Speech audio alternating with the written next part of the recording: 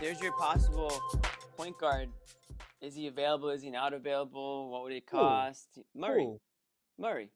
Why in the world would they move him? Why would they do that? Every time I have Listen. every time I watch I'm another just team, I have saying. such envy. You know, If I'm you're like, floating there, if you're Brad Stevens and you decide, listen, the Tatum Brown thing isn't working and Brown it becomes available, then I mean I'm just saying like that could be a point guard that could be on the radar. That's all.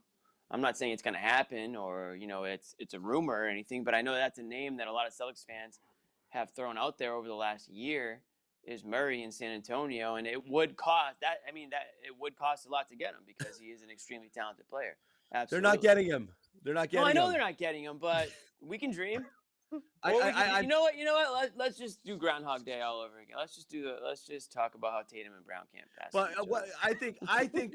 How about this though? I think we can take the conversation of guys you want that other teams don't want to trade you, that you don't have anything you can offer them for in the first place, and retire you could those in this conversations. case, though. Retire those conversations for life. Well, it depends. Yeah. I mean, yeah. You want to give us your really good player for nothing? I'm not saying nothing. You would have to give up Jaylen Brown nothings. most likely. You'd have to give up Jaylen Brown most likely. So, there's a lot of people in the comments saying blow it up, blow it up, blow it up. The only way you blow it up is if you trade one of those two guys. I'm not saying tonight's loss is like the straw that breaks the camel's back, but every game you lose, the noise gets louder and louder, and eventually they'll have to come out and either say it's not going to happen or they're going to come out and do something. But it just feels like they don't need to really blow this thing up. It seems like, and I think it's pretty obvious, they need one piece, and that's someone who can orchestrate this. They need they need a project manager. I mean, that's basically what we're talking about. Yeah. You don't right. have Those are the two options. You either blow it up completely or you bring in a point guard that can distribute the ball and run the offense and do all those things. But everyone will tell you on Twitter, Jimmy, that they have that point guard, and it's Marcus, and he's much better than we're giving him credit for. Right. And Bobby would say that right now if he was here. He's fine, but he's not the guy they need. He's fine. Right. He's not the guy they need. Right. I would agree.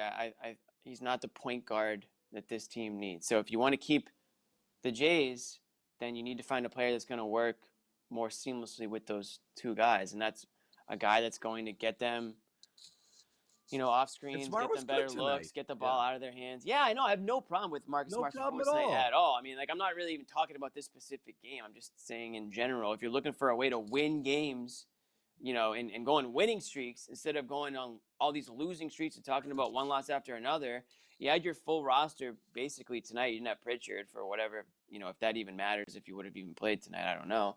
But, I mean, everyone's been waiting for everyone to be healthy, and they've got a very, very beatable team that comes in. You're playing at home. You have every reason to win this game, and it was a close game from start to finish. They could never break away from the San Antonio Spurs, and this is not your older brother's San Antonio Spurs. This is a pretty below average NBA team right now.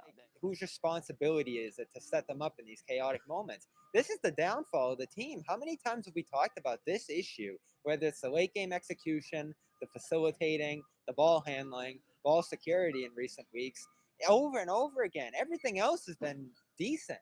Like, they got everything else down. They cannot find a solution to that. And you know what?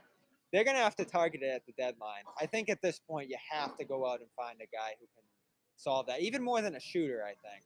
Like, you need a guy who can handle the ball reliably and make decisions and lead the offense late in games. That's the thing. Here can do it. Decision-making. That's the key, the decision-making. It's not even so much the playmaking, just making the right decisions at the right time, making sure folks are, again, you need a project. You need a project manager, someone who can manage all the talent out there. They don't have that. That's how you have these. I mean, that's how you have these late game just screw ups over and over and over again. And I don't know why people get so defensive over Marcus Smart when people criticize him as a point guard. He's miscast as a point guard. It's not real. I mean, he is. He's forced to be point guard this year. You want him. You want him there. The whole story leading up into the season was, can Marcus Smart be a point guard? This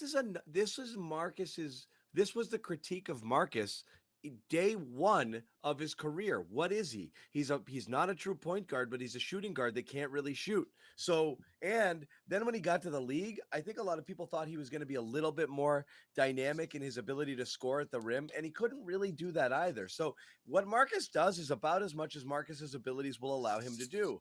You know, and what you get out of him is a bonus because he's not particularly I'm he's going to not push back on that a little he's bit. not a natural point guard, and he's certainly not a two guard because he's just not enough of a scorer. So he's a jack of all trades guy who right now is clearly the best option they have at point guard, but he's not the answer. It's not a knock on him. He's still a good player and a valuable player. He's just doing something that they need something different. That's it. I'll agree with it. It's not a knock on him. They need Yeah. someone better in that role. That's it. But he's done a really good job with it for the most part this year, I think. Even early in this game, spreading the ball around. He's the only guy who connects with Rob consistently. He's got Sure. a great mindset in that spot. He's taking He's less looking shots. for it, right? And he's getting downhill a ton too, drawing free throws like he did on Sunday. There's a lot of good things he's doing in that position.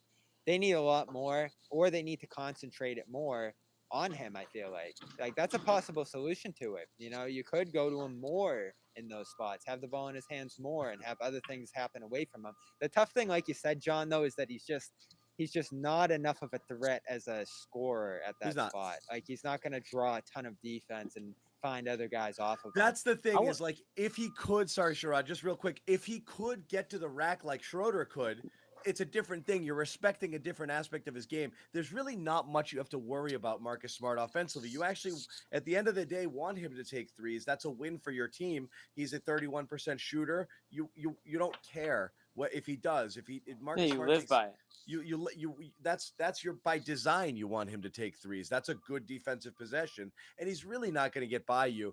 Sometimes he can bully smaller guards in the post. That's probably the only thing he can do offensively.